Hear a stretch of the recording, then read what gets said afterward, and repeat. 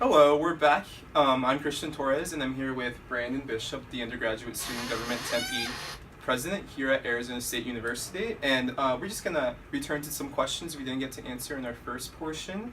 The first of which is, as a leader for an organization, how did you have any ways for you to measure your results in terms of progress for any changes you made? And if you did, how did you present those to everyone? Yeah, so I think the way that we kind of measured our results is that it really differs on what we were working on. I think for Safety Escort by Co-op, it's a very quantitative. It's very much like, this is how many rides we got, this is how many rides we want to get, this is how many bikes we fixed, this is how many bikes we want to fix. And we were able to measure those. And we've been promoting those on our social media through the Together We Can campaign, which has been very helpful in helping showcase what we've done. Other times, our chief of staff actually has one-on-ones with our directors where they set goals and then she keeps them on track for their goals. And so we do have those. Again, we recognize those accomplishments on the Together We Can campaign.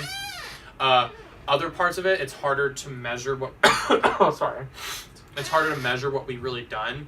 I think there's a lot of things that we've accomplished, but there's also things that we have not yet accomplished.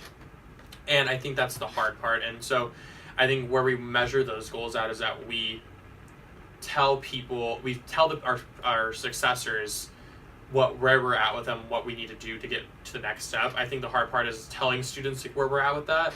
I think there is sometimes a disconnect of, we're not done with it, so we don't want to tell anybody about it because it's like you're showing them an unfinished product, and so people are automatically going to be unsatisfied with it. And so it's hard to figure that out, but I do think that there can become ways to do that better. Well, measuring change is always difficult, but as you mentioned, it's completely possible. So moving on to a different note, clearly you've had a lot of experience as a leader throughout this year, and part of being a leader is seeking opportunities for change. So was there any examples of people, like your directors, other people who worked for you, who saw an opportunity for change and took that to push maybe a platform initiative? Yeah, so I think one of the biggest ones to think of for one of our directors was Derek Duran. He's our sustainability director. Our campaign, we didn't really have anything straight up sustainability until probably towards the end of it, after we talked to a lot of sustainability organizations about their opinions on the campus's approach to sustainability. But I think Derek really saw this as an opportunity that we didn't really have anything set in stone. He really saw that as an opportunity to create a sustainability platform, to create goals such as getting smart thermostats into the dorms, creating a better way for clubs and organizations to request compost bins and compost at their events, create a sustainability committee for the whole university. And he's really taken every opportunity he can to do that. I think he got in front of the whole university and spoke to Dr. Crow and asked him specifically if we could have a board and committee for sustainability. And he took that opportunity, and then months later we had a student sustainability initiatives position created within the university. That the person's job is to create a committee for students to really feel impassioned to go after their sustainability initiatives. Derek worked hard to land a smart thermostat in the dorms.